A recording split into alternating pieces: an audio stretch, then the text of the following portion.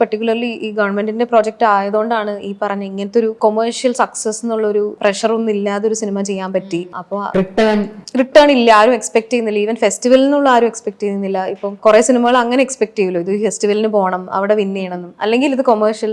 ഇത് രണ്ട് എക്സ്ട്രീം. രണ്ടും ഈക്വലി ഡിഫിക്കൽട്ട് ആണ്, രണ്ടും ഈക്വലി ഫോർമുലായിക് ആയിട്ടുള്ള രീതിയിൽ ആൾക്കാർ ചെയ്യുകയും ചെയ്യും.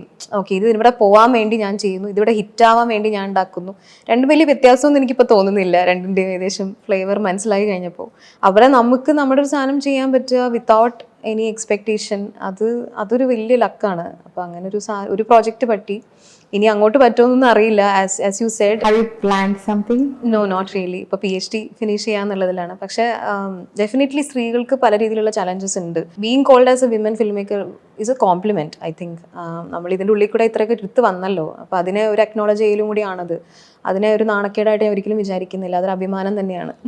ഭയങ്കര ഒരു ഡിവൈഡ് ആയിട്ട് പെർസ്പെക്റ്റീവ് ഉണ്ട്.